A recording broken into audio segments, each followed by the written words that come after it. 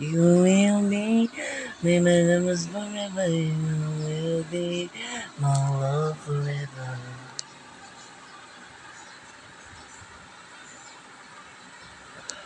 Pagod na ako.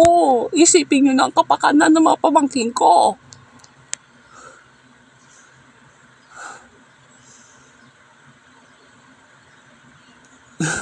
Pagod na ako. Ayesha, Ano naman ate? Papagalitan mo din ako. hindi kita papagalitan. Sorry ka na nadami ka sa gulo ng pamilya ng kapatid natin si Reynaldo ha. Pero isipin mo na malalampasan din natin ang problema na ito. Pagsubok lang to ha. Malalampasan natin to. Sanang malampasan natin ate. Kasi ako pagod na ako. Pagod na ako. Kala ko hindi na natin matakasan ng problema na to eh. Hindi ko alam kung kaya ko ba? Kung kaya ko pantiisin kung nasa bahay na to nagpuna ng galit at hinanakit yung mga ang nasa puso ng mga tao nakatira dito. Huwag mo na isipin yan, ha? Hindi tatanggalin ko na ang pagiging magalitin sa puso ko. At kasi nagdadala lang naman ako sa nararamdaman ko eh. Kasi nag-aalala lang kasi sitwasyon ng pamilya natin. Pero isipin mo na palalampasan natin yung gulo.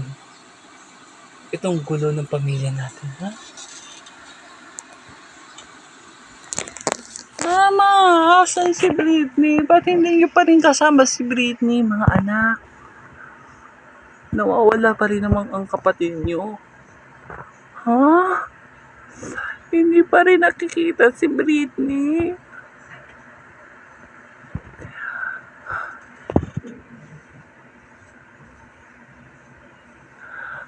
Nasaan na si Britney, ma?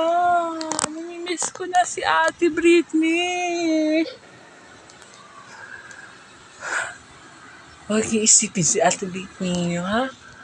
Makakasama din natin si Ate Britney niyo. Sa oras na makisama natin yung Ate Britney niyo, hindi na kayo magkakahiwalay, ha? Kasi ako, miss ko na ang kapatid ko si Britney. Kasi mahal na mahal siya ni Mama. Isipin niyo na lang na kasama natin si Britney. At isipin niyo na lang nasa mabuting kalagayan ng kapatid niyo. Ha? Sana hindi siya saktan ng kung sino man yung kumuha sa kanya.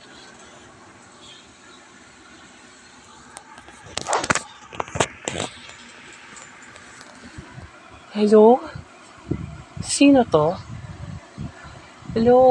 Tita, ako po si Olivia po to, kaibigan po ni Agatha. Oh. Bakit? Anong problema?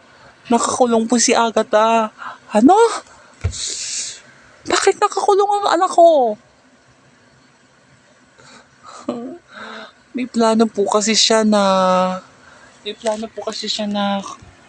kunin muli si Reynaldo kay Selena. Ano hanggang ngayon hindi pa rin tinitigilan ni Agatha yung lalaki na yan. Kapal na mukha ng babae na yan. Kaya naman pala hindi na umuwi dito sa bahay. Tita, pwede po ba kayo umuwi dito? Sige. Saan ba yung presinto na yan? Iti-text ko po sa inyo kung saan, ha? Sige.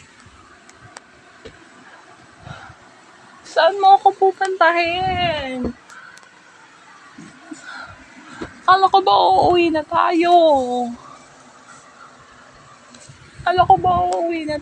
Nasaan na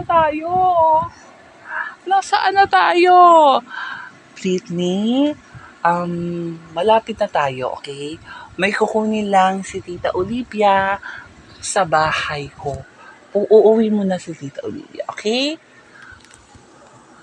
Promise, pagkatapos mo, pupunta na tayo kay na mama. Oo, uuwi na tayo. O, Britney, dito ka lang, ha? Ay, balons! Balons! Balons! Britney? Britney? Britney, nasaan ka? Britney! Balon! Ah!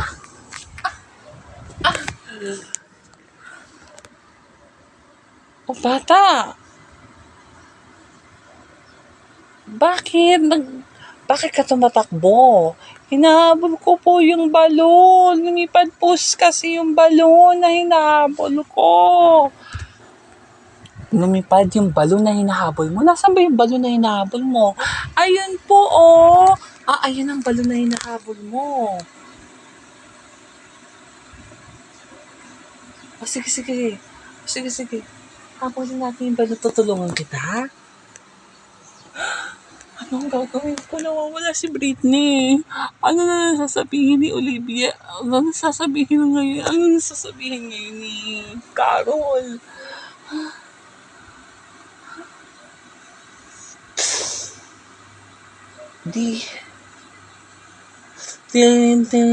Hello, tita? Hello, tita Bibian? Hello. Nasaan na ba yung address kung saan presinto nakakulong si Agatha? Pupuntahan ko na at marami pa akong gagawin. O sige, sige, sige po.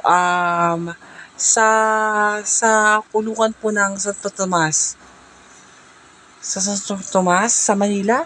Opo, yung main po. O sige, sige, sige. Pupunta na ako. Walang hiya talaga yung bata na yan. Hindi na tumigil.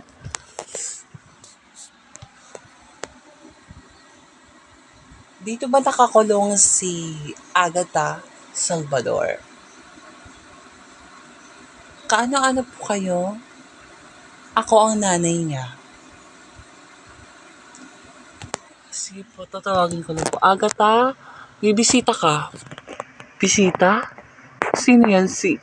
Kung ang bisita ko ay si Selena o si Rinaldo, ayoko sila makausap.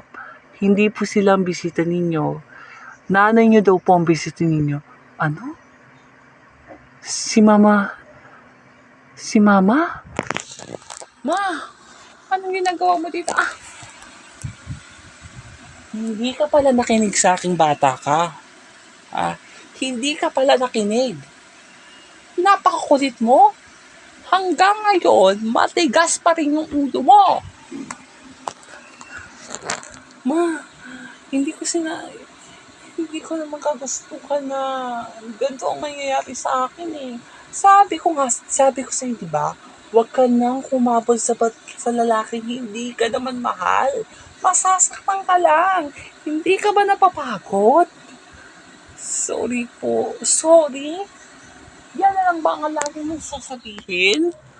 Ha? Sa lahat ng ginawa mong kasalanan? Yan lagi ang sasabihin mo? Sino kaya yung kausap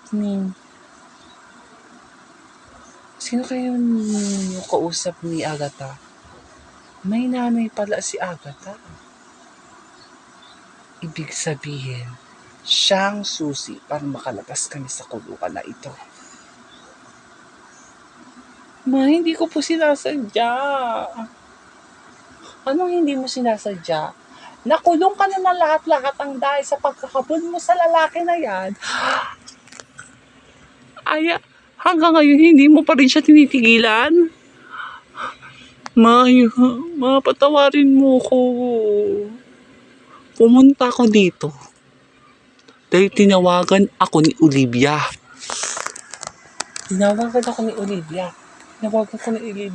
Sinabi niya sa'yo? Sinabi niya sa akin. Kasi wala na siya ibang maisip na tatawagan kundi ako. Dahil ako ang nanay mo.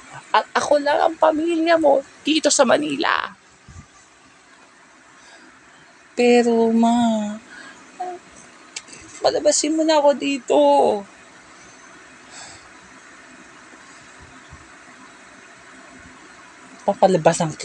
ilalabas kita sa kulungan na yan kung ipapangako mo na hindi mo na guguluhin si Reynaldo at si Lina.